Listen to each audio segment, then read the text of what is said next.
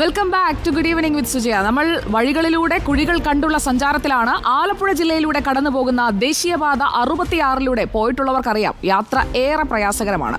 Road പണി മൂലമുള്ള ബുദ്ധിമുട്ടുകൾക്ക് പുറമെ സമാന്തര പാതയിലെ കുഴികളും വെള്ളക്കെട്ടുമാണ് യാത്ര ദുഷ്കരമാക്കുന്നത്. പുന്നപ്ര അറവുകാട് ഇത്തരമൊരു മേഖലയാണ്. അറവുകാട് കാർമൽ പോളിടെക്നിക്കിന് മുന്നിലെ റോഡിന്റെ അവസ്ഥ കാണാം. ആർ ശ്രീജിത്ത് നമുക്കൊപ്പം ചേരുന്നു തത്സമയം. R Sreejith, good evening. അവിടുത്തെ വഴിയിൽ എത്ര കുഴിയുണ്ട് എന്നതിനേക്കാളും കുഴി കടന്നു പോകുന്ന ആ വഴിയുടെ അവസ്ഥ നമുക്കൊന്ന് കാണിച്ചു കൊടുക്കുന്നതായിരിക്കും നല്ലതല്ലേ? തീർച്ചയായും സുജയ, ഗുഡ് ഈവനിംഗ്. ഞാൻ നമ്മുടെ ഈ തുടക്കത്തിൽ പറഞ്ഞതുപോലെ തന്നെ ഏറ്റവും ദീർഘമായ ദേശീയപാത കടന്നു പോകുന്ന ജില്ലകളിൽ ഒന്നാണ് ആലപ്പുഴ. ഇവിടെ അരൂർ മുതൽ തെക്ക് ഓച്ചിറ ജില്ലാ അതിർത്തി വരെ ഏതാണ്ട് 100 കിലോമീറ്ററിലേറെ ഹൈവേ ഉണ്ട്.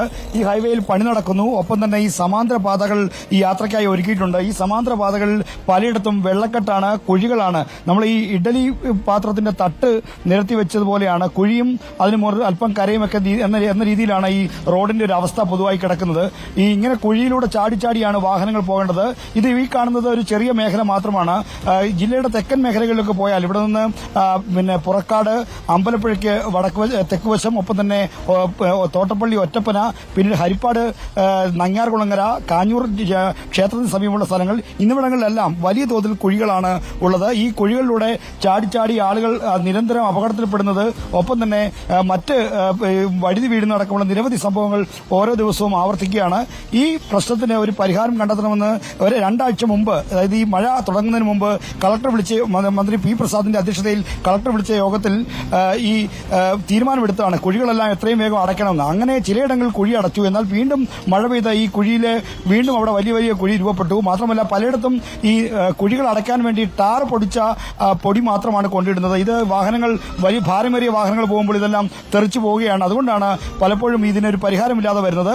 നിരവധി അപകടങ്ങൾ ഉണ്ട്. ഈ ആലപ്പുഴയ്ക്ക് വടക്കോട്ട്, അതായത് അരൂർ വരെയുള്ള സ്ഥലങ്ങളിൽ കഴിഞ്ഞ ഈ റോഡ് പണി തുടങ്ങിയ ശേഷം 24 പേരാണ് ഇതുവരെ അപകടങ്ങളിൽ മരണപ്പെട്ടത്. അത്രയ്ക്കും ഭീതിതമായ സാഹചര്യമാണ് ഈ വടക്കൻ മേഖലയിലുള്ളത്. അവിടെ ഉയരപ്പാതയുടെ നിർമ്മാണമാണ് തുറവൂർ മുതൽ എരമല്ലൂർ വരെയുള്ള സ്ഥലങ്ങളിലൊക്കെ നടക്കുന്നത്.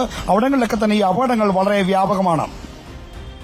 ഈ വെള്ളക്കെട്ട് രൂപപ്പെടുന്ന ഒരു സാഹചര്യത്തിലേക്ക് കൂടി അടുത്ത ദിവസങ്ങളിൽ പോകാനുള്ള ഒരു സാധ്യത, അതും അതിതീവ്ര മഴ മുന്നറിയിപ്പുണ്ട് വരും ദിവസങ്ങളിൽ. അപ്പോൾ വരും ദിവസങ്ങളിലെ യാത്ര നമ്മളിപ്പോൾ കാണുന്നത് പോലെ കുഴി കണ്ട് കുഴിയിലൂടെ ഇറങ്ങി പോകാൻ കഴിയുന്ന ഒരു സാഹചര്യമായിരിക്കില്ലല്ലോ. ഈ കുഴിയും വഴിയും എല്ലാം നിറയെ വെള്ളം കൂടിയാകുമ്പോൾ എങ്ങനെയായിരിക്കും അപകടമില്ലാതെ ഈ പ്രദേശത്തു കൂടി യാത്ര ചെയ്യാൻ കഴിയുക? ഇതിനൊരു പരിഹാര നിർദ്ദേശങ്ങൾ പലതവണ വന്നിട്ടും എന്തുകൊണ്ടായിരിക്കും ഈ റോഡ് പണിക്കൊപ്പം ഈ സമാന്തര പാതയെങ്കിലും ഒന്ന് നന്നാക്കാതെ ഇങ്ങനെ ഇട്ടിരിക്കുന്നത് ശ്രീജിത്ത്?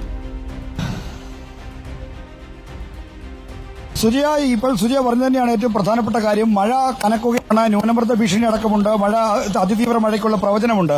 ഈ ഘട്ടങ്ങളിലൊക്കെ പലയിടത്തും കുഴികൾ വെള്ളം നിറഞ്ഞ് വലിയ ബുദ്ധിമുട്ടാണ് ഉണ്ടാക്കുന്നത്. കുഴി ഏതാ, വെള്ളക്കെട്ടുള്ള കരപ്രദേശം ഏതാണെന്നൊന്നും അറിയാത്ത രീതിയിലാണ് റോഡുകളുടെ കിടപ്പ്. മാത്രമല്ല രാത്രിയിലാണ് ഇത് ഏറ്റവും കൂടുതൽ പ്രശ്നങ്ങൾ ഉണ്ടാക്കുന്നത്. 2 വീലറിൽ പോകുന്ന ആളുകൾക്കും മറ്റും വലിയ ബുദ്ധിമുട്ടാണ്. കാരണം ഈ കുഴിയിൽ വീണ വാഹനങ്ങൾ പലപ്പോഴും മറിയുന്നത് നമ്മൾ യാത്ര ചെയ്ത് വരുമ്പോൾ തന്നെ പലപ്പോഴും കാണുന്നതാണ്. ഈ കുഴി അടയ്ക്കാൻ ഫലപ്രദമായ ഒരു നടപടി ഉണ്ടാകുന്നില്ല എന്നതാണ് യാഥാർത്ഥ്യം. നേരത്തെ ഞാൻ സൂചിപ്പിച്ച പോലെ പി പ്രസാദ് മന്ത്രി ഈ മഴക്കെടുതികൾ മൂലം സ്കൂൾ തുറപ്പിന് മുന്നോടിയായി ഒരു യോഗം വിളിച്ചു ചേർത്തിരുന്നു. ഈ യോഗത്തിൽ കുഴികൾ അടയ്ക്കാൻ അടിയന്തര നടപടികൾ, ഒരാഴ്ചക്കുള്ളിൽ കുഴി അടയ്ക്കണമെന്ന തീരുമാനമാണ് എടുത്തത്. ചിലയിടങ്ങളിൽ കുഴി അടച്ചു. ഇപ്പോൾ ഉദാഹരണത്തിന് നങ്ങ്യാർകുളങ്ങര കവലയ്ക്ക് തെക്കുവശവും കാഞ്ഞൂർ അമ്പലത്തിനടുത്തും സമാനമായ രീതിയിൽ കുഴി അടച്ചു. എന്നാൽ അവിടങ്ങളിൽ ഇപ്പോൾ നോക്കിയാൽ വീണ്ടും പഴയതിനേക്കാൾ രൂക്ഷമായിട്ടുള്ള ഒരവസ്ഥയാണ്. നിറയെ കുഴികളായി കഴിഞ്ഞു. കാരണം ഈ കൊണ്ടിട്ട് നികത്തുന്ന മണലും മറ്റും ഈ വീണ്ടും മഴയും വെള്ളവും വരുമ്പോൾ തെറിച്ചുപോയി അവിടെ വീണ്ടും വലിയ വലിയ ഗർത്തങ്ങൾ രൂപപ്പെടുന്ന സ്ഥിതിയാണുള്ളത്.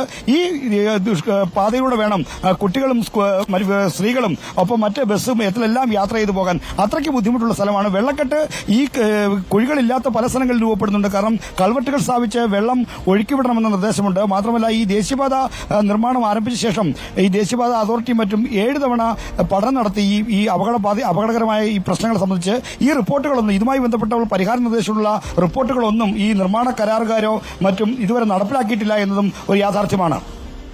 ഓക്കെ, ആർ ശ്രീജിത്താണ് വിവരങ്ങളുമായി നമുക്കൊപ്പം ചേർന്നത്. ആ ദേശീയപാത 66 യാത്ര ഒരു തവണയെങ്കിലും ആ വഴി പോയിട്ടുള്ളവർക്ക് കൃത്യമായി മനസ്സിലാക്കാൻ കഴിയും. എനിക്ക് നേരിട്ട് അനുഭവമുണ്ട്. ഈ കുഴികളിലൂടെയൊക്കെ കടന്ന് കുറേ ദൂരം കുഴി എന്ന് പറഞ്ഞ് നമുക്ക് കുഴി ഒഴിവാക്കി പോകാനൊക്കെ പറ്റും. പക്ഷേ മുഴുവൻ പാതയിലൂടെയും പോവുക എന്ന് പറയുന്നത് ബുദ്ധിമുട്ടാണ്. അതുകൊണ്ട് ഇതിനൊക്കെ ഒരു പരിഹാരം വേണം. കാരണം ജനത്തിന് നല്ല ജീവിതം, നല്ല റോഡുകൾ, അതൊക്കെയാണ് നമ്മൾ ഉറപ്പാക്കി കൊടുക്കേണ്ടത്. അതെല്ലാം ചെയ്തു കൊടുക്കുമ്പോഴാണ് ജനം ആ സർക്കാരിനെ ഇഷ്ടപ്പെടുക. അപ്പോൾ അങ്ങനെയുള്ള സമീപനത്തിലേക്ക് എത്തും എന്ന് നമ്മൾ പ്രതീക്ഷിക്കുന്നു. നിരവധി